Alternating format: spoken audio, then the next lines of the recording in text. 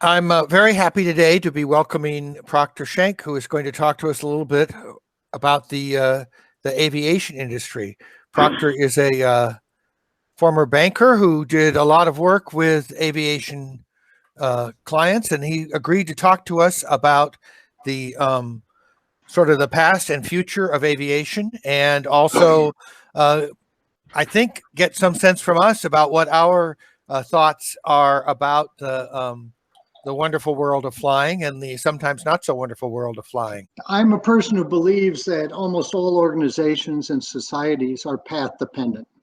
And from an aviation standpoint, that means you need to understand the regulatory framework that was established prior to the Second World War, which really governs everything that happens in aviation, whether you are an airline, a manufacturer, or anyone else. Because that path dependency provides a reason and will enable you to understand what happened, how the MAX was allowed to happen, how everybody is being criticized because of it. But it provides a reasonable background for that. So I will start talking about these historical perspectives by saying that the airline industry is young. It is, probably less than 100 years old, and Boeing's dominance has only been for 25 years or so. Airplanes replaced railroads, and they really changed the world. Right here, you'll see one of the early, the only way aviation was made commercially viable was by the US government paying them enough money to be able to fly cargo, your airmail around the country. And that was what provided the economic foundation for all of the big airlines, at least until the Second World War came. It was a major improvement over railroads. And the 20th century is really the story of America coming of age. And the airline industry and the aviation industry was a central part of that happening. Before World War II, the United States provided this unique regulatory construct, which has ultimately been adopted by the rest of the world. The FAA was created to manage all safety issues, to manage both the aerospace companies and the suppliers and the airlines.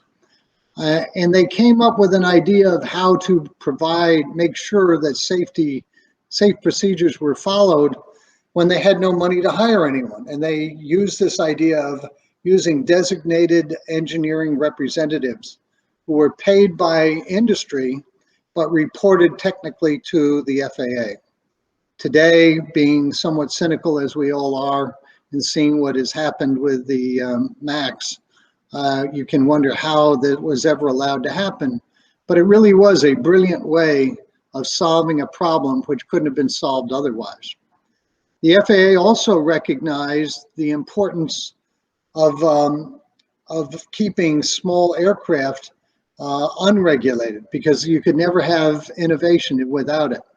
And that enabled for the Experimental Aircraft Association to be established, and the Oshkosh Air Show to become what is still the largest air show in the world, attracting everyone from people like us in this room to some of the titans of industry, whether they're industry executive or test pilots.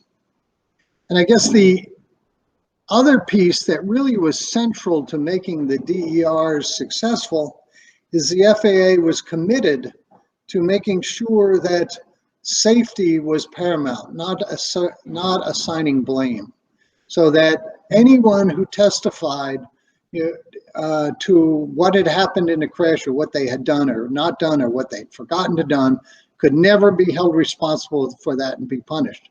Because the FAA really believed, and it was certainly true back in the day, that it was far more important to figure out what had happened. If it was a human problem that I forgot to fix something or forgot to check it, well, how do you put in a procedure so I don't forget that next time around? So that worked very well. And that, I guess, the final piece to that was that the federal government, I'm not sure whether it's the military or civilian, created an organization called NACA at the Wright-Patman Air Force Base.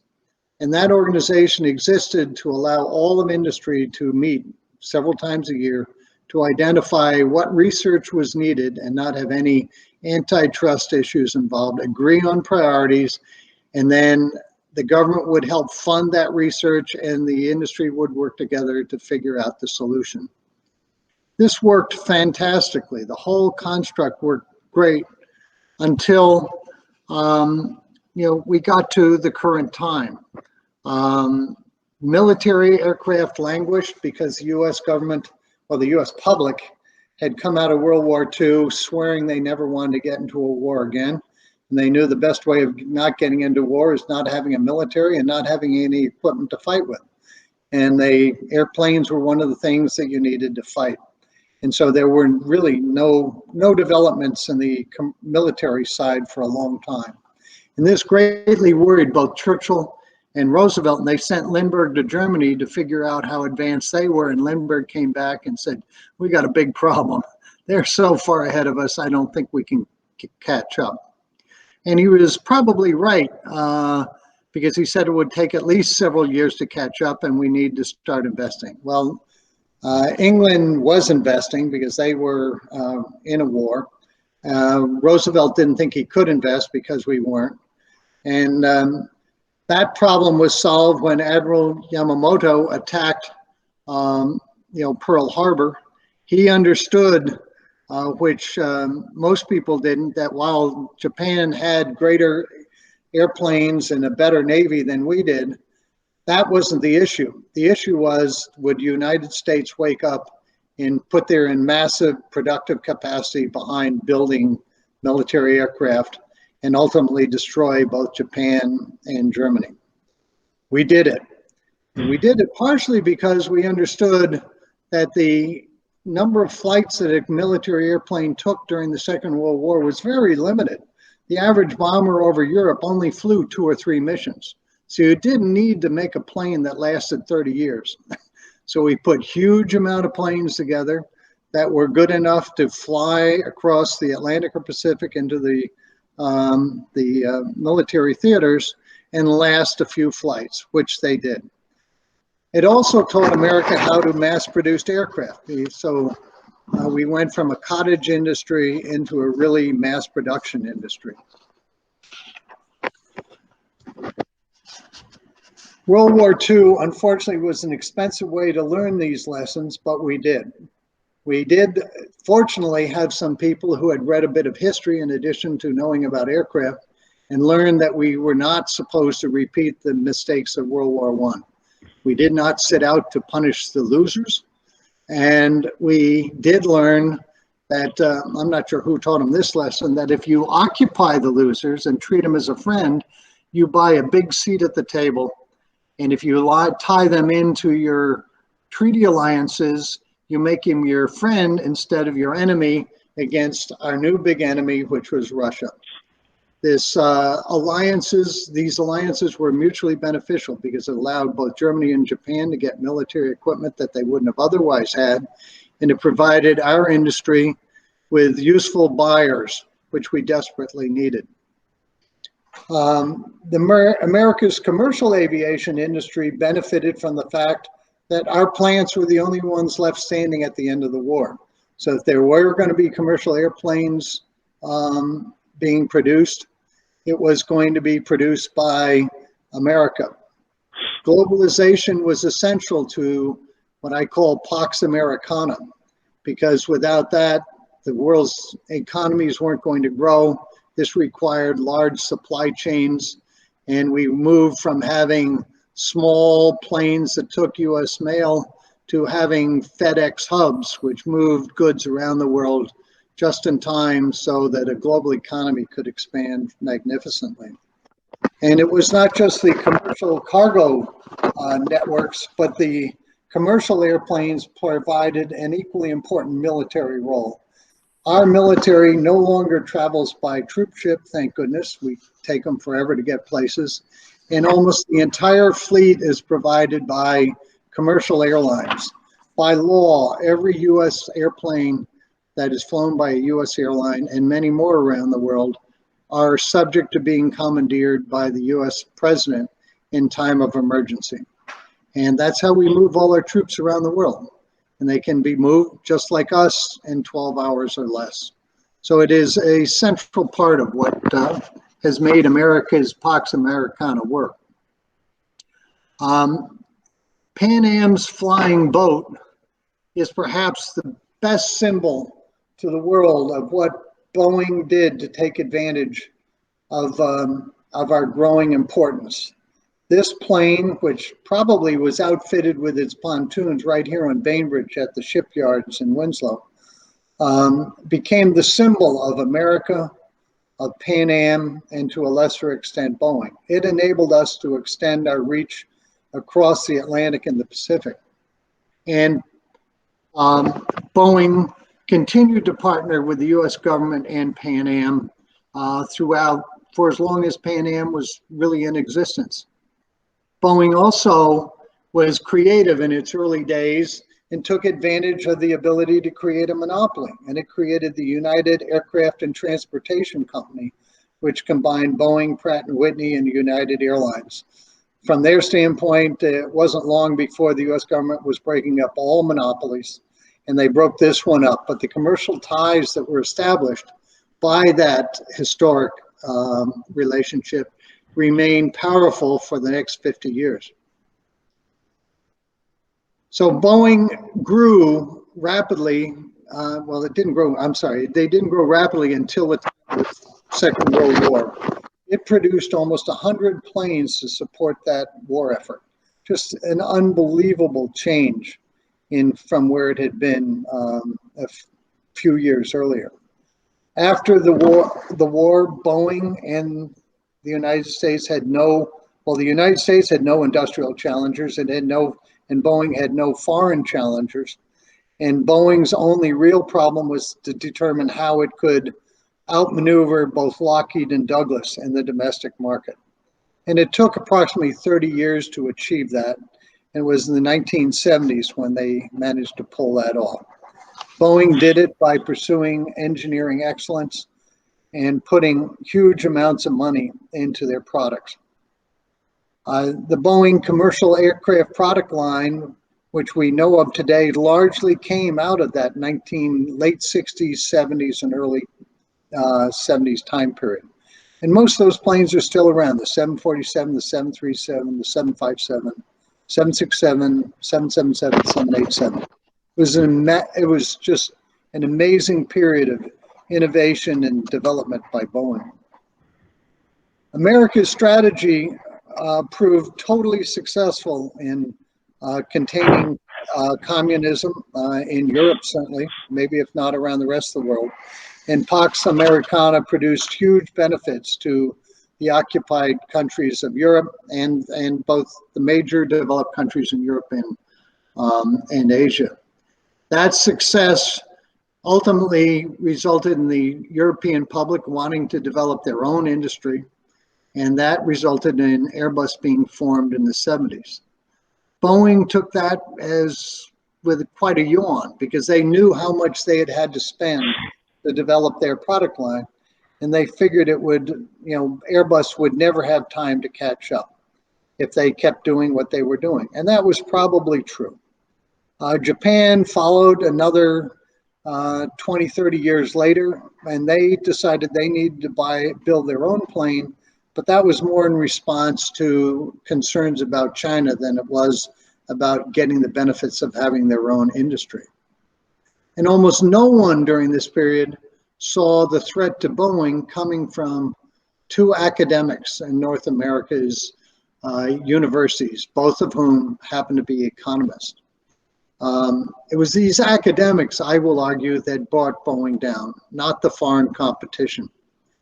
Alfred Kahn was a professor in upstate New York who believed that it was really important for the American consumer and the American economy to deregulate the US airline industry. And he was able to convince Jimmy Carter to do it. This idea was never popular around the world, But since it was introduced in the 70s and America really determined so much of what happened around the world for the next 30, 40 years, America's views of what should be done was effectively forced down the throats of most of the rest of the world.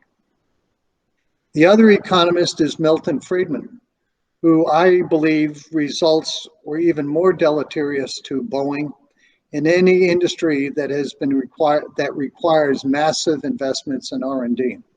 His view was that a company's only obligation was to its shareholders. And that meant that you want to increase the company's stock price as much as possible. It didn't know anything to its laborers. It didn't know anything to the society in which it existed. It needed to maximize shareholder price. And there really is only two significant ways you can do that. You stop spending money on R&D. And if you're in an industry like Boeing, which has a 20, 30-year payback, you don't see the effect of that for some time. And you start outsourcing more and more labor to low-cost sources. And Boeing did that more and more frequently, both because it reduced their cost and in response to pressures from buyers of aircraft around the world who demanded that from them. The result was that over the last 30, 40 years, Boeing has spent less and less as a percentage of its revenue on new product development and effectively put that money into the repurchase of stock. It is only recently that we've seen the results of that change. My next slide really turns to the historical forces that have changed, that affected Boeing's management. And I would look at the Pan Am 747 as the prime example of what that was. When I first knew Boeing in the 70s and 80s, every one member of Boeing's senior management team remembered the development of that plane, how it almost brought Boeing down. It almost didn't make payroll at one point. And that truly affected their view of what needed to be done to keep Boeing safe, keep their workers safe. They believed in investing in their workers and in R&D. In fact, they were so concerned about their workers that their top management once told me they wouldn't let their workers invest in Boeing because if Boeing ultimately went bankrupt, which they thought was always a possibility, they didn't want their workers to lose their pensions in addition to their jobs. And I can't imagine a single member of Boeing's senior management team today having a similar concern. It is during this period that Alfred Kahn's philosophy started having a significant change in the risk profile of Boeing. Boeing, up till the 70s, particularly in the 40s and 50s, their concern was, how do you build an airplane that stayed in the sky and met the needs of their commercial customer? Since the airline was regulated, you didn't need to worry about the credit of that customer. If you could convince them to buy enough planes at a price that enabled you to at least break even, your risk was having the technological expertise to deliver on what you wanted. With deregulation, that changed. Airlines could go bankrupt and did start going bankrupt, so that Boeing now had a risk that they had no control over. They had some control over the technology risk if they had great designers and engineers, but they had no control over airlines going bankrupt. And that really changed the risk profile of the entire Boeing company. And they recognized that their military side was largely cost plus. So it was logical for senior management who wanted to protect their employees as well as their shareholders to start shifting their focus towards military contracts. It didn't take too long for them to realize that they couldn't grow themselves to having a satisfactory balance in the military versus commercial business without acquiring somebody. And they decided that the best and only option from their standpoint was the McDonnell Douglas Company. And it took some time for them to ultimately convince McDonnell Douglas that they could be purchased, primarily, I think, because they wouldn't pay enough for the McDonnell Douglas Company, and partially because John McDonnell insisted that they acquire the Douglas Aircraft Company in addition to McDonnell. That was finally accomplished around the turn of the century, and they acquired more than they perhaps bargained to get.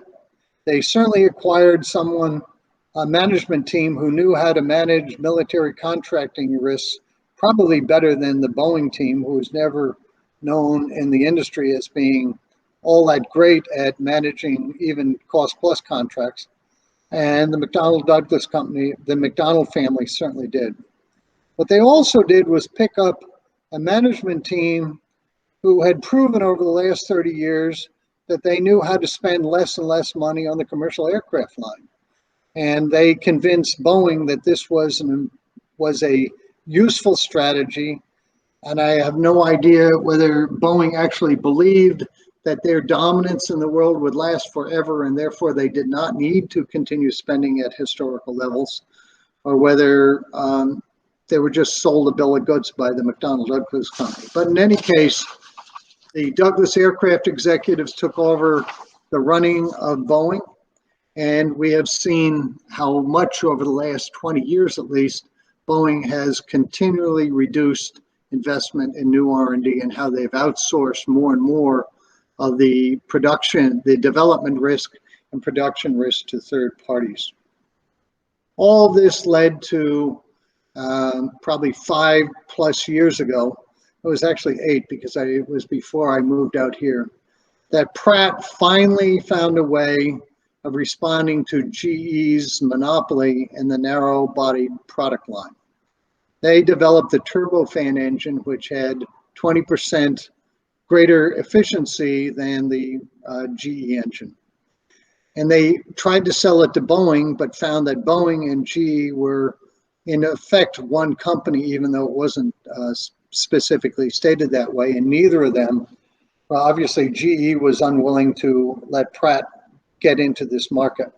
So Pratt was forced to go to Airbus, and Airbus was delighted to have a potential way of converting a Boeing's 60% market share of this narrow-body market by adopting a new engine. And they did, and produced the aircraft which is known as the NEO. Airlines loved it. And this was of huge concern to Boeing, because they recognized if they allowed this to occur, their market share of 60% was going to be put at risk. So they went to GE and said, we need a new engine. And GE did that with the development of their own LEAP engine. And then Boeing said, well, we have a real problem, because now Airbus has at least a 2-3 year lead on us. If we take their approach of developing a whole new aircraft, we will be so far behind them in the market, we will probably lose market share in any case. And besides, it'll be even cheaper if we say we're just developing a modification of the existing line, and we will potentially save the customers lots of money with fewer spare parts and little or no new pilot training. Thus developed the LEAP engine, which ended up requiring, they found, move the center of gravity forward in the 737 plane. They found a cheap fix to that was software, which worked if you were a really good pilot and had been told about it and trained. But most of the pilots in the world weren't told about it and weren't trained, and planes started falling out of the sky. By the time the Ethiopian plane crashed, the world had lost confidence in Boeing and the FAA, and the world grounded the fleet, and the FAA had no alternative but to do the same. This created the crisis that Boeing entered, I guess probably 4 or 5 years ago. And I can't remember how much, well, it was about a year of that before COVID. Then COVID comes along, the black swan event, which nobody could anticipate, and resulted in the entire world's fleet being grounded. And that has effectively rendered insolvent every airline and every aerospace manufacturer in the world, which one could initially think was great news for Boeing, because now they were going to have to get government money because the U.S. government can't let Boeing go down. It's too central to them. And the government cannot let the airlines go bankrupt because they're essential to our commerce and our military. And this was probably a lot of us, including myself initially, thought, well, this is going to save all their bacon. But it has turned out that when you look at the product lines and the huge oversupply of aircraft in the industry right now, if you buy into the current thinking that the current aircraft that have already been manufactured will not be absorbed by the world's airlines in the air for another, call it, till 2025 to 2027, you start looking at how good are the existing product lines to meet the existing needs of the industry. And it turns out that Boeing's product lines are really dated compared to some of Airbus's, particularly given the needs of greater flexibility, which is what is required right now. So that gets us up to where we are. Where does that leave us? I think most industry observers think that Boeing is going to have lost its 60% market share and end up with Airbus's 40% market share for the next 10, 20 years. And then they're going to face the dual problem of facing not only Airbus, but China, who in that 20, 30-year time frame will probably grab at least 20, 30% of the global market. So now Boeing will have gone from where they started with a 60% market share to a 40% market share of what may be only 70% of the market, the world market. They have a really difficult challenge because most observers don't believe they have either the financial resources or commitment to spend another decade to 15 years of investing more than they had invested in the past to catch up with Airbus and regain their position in the world. So it's a difficult question as to where the industry is going to end up and where Boeing's going to end up. No one knows, but it seems like Boeing is in a spot where it is going to have a very difficult time to recover. So those are my thoughts. So thank you very much. That is a wonderful overview of where we are. I wonder if, there's some other things in the world that make me wonder about whether the position is right for new players, if the world's aviation picture might change with the fact that we're now probably going to see corporations fly a lot less. One of the things the pandemic taught a lot of corporations is that business travel may not be the only way to get business done all the time. It obviously won't disappear altogether, but a lot more technology in virtual travel, the kind of way we're meeting right now today, that's going to undercut some of the dollar amounts. And then the pressures around climate change and an industry that is being asked to look at new fuels and more sustainable methods of keeping a product from going to one place to another. Any thoughts on either of those? Yes. I think there's a general view that business is going to take a long time to returning to its past practices of flying first class all over the world. When you think about the New York, London market, which has historically been the largest market for first class or the largest aviation city pair in the world, first class tickets are $10,000 round trip and coach tickets are $900 to $1,000. If those $10,000 tickets go away, that certainly changes the economics of the industry. And I think that's a big reason that a lot of people feel that it could be, 2027 or later before the industry returns to anything like it had pre-COVID. And on the other question of, the impact of concerns about the airline's impact on the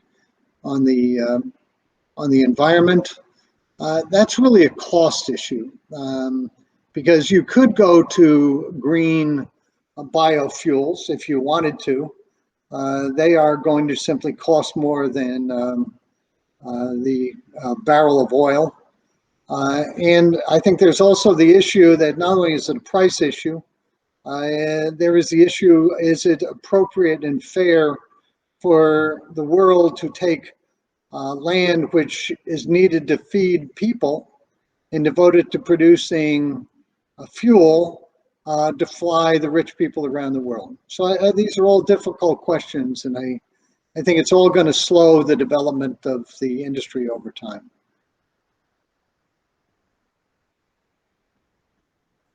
Any other comments or questions for Proctor here? Just open your microphone. The mute button is just the little image that looks like a microphone in the bottom there. Yes. So, Proc, should I be Yes. buying Boeing or selling it? I always made it a point of not buying any client.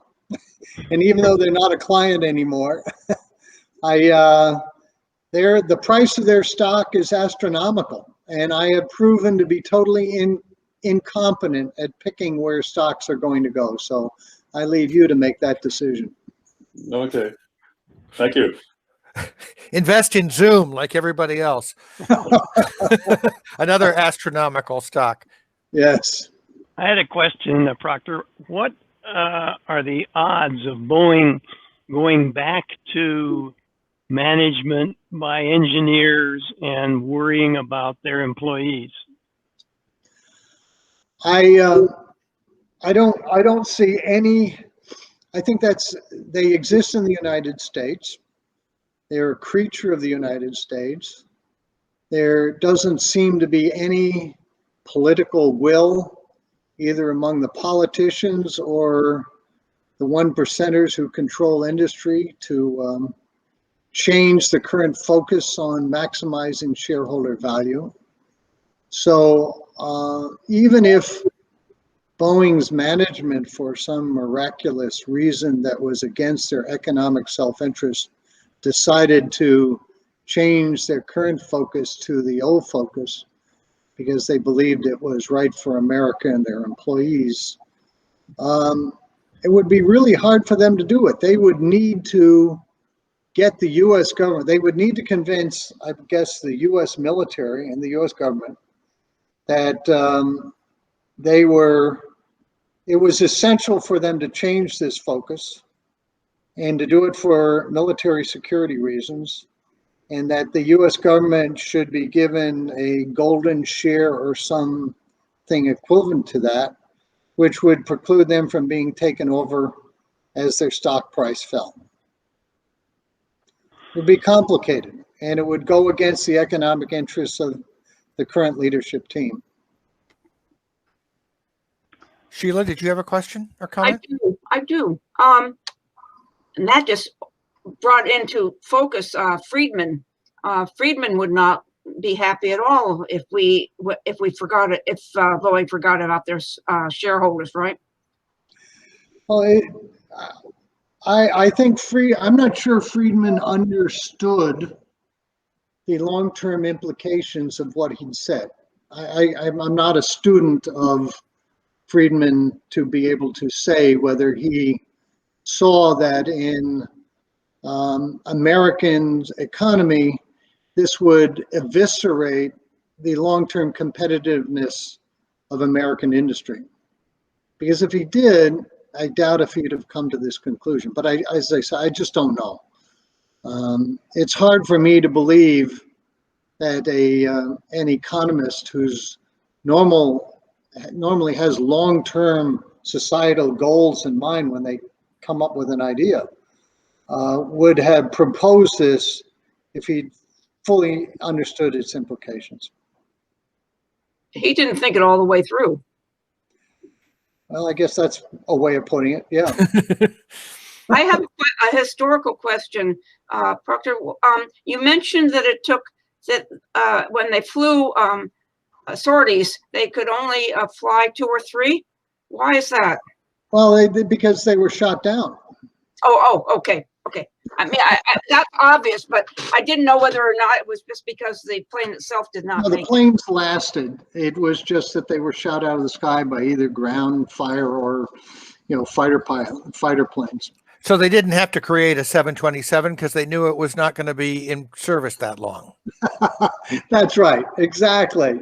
Yeah, it's truly amazing that when you look at the current aircraft have design lives that are, 20, 30 years. And they have a commercial design life of 20, 25 years, and they can be converted to cargo planes and then last another 10, 15 years in service.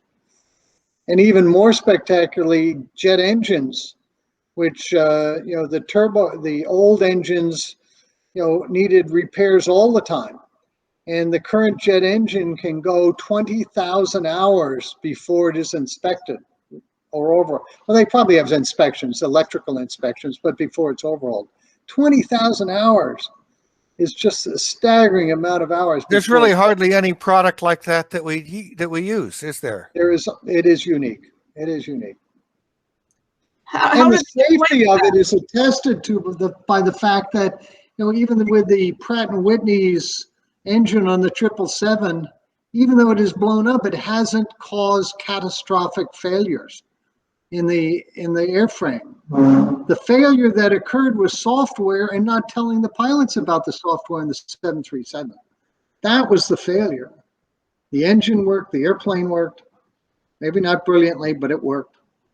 It's, the technology is truly amazing. And it's the technology of the computers that really governs everything, because you needed computers that manage this, that spot problems before they become serious problems. Airbus has the philosophy that if there's a disagreement between a pilot and an airplane, between the computer and the airplane, the computer determines the right answer. Boeing has always taken the opposite approach. You need to give the pilot the final say. But when you look at our most advanced equipment, the rockets that go into space, the space shuttle, which I still don't know how it stays in the sky, computers fly those things. Computers are aviation today. Well, I want to thank you for the preparation and presentation. This has been fascinating, and I know that not only those of us today, but many of our members will enjoy this, and I'll put it up on YouTube soon. Thank you. Thank you very much. Thank you for Thank your you, support. everyone.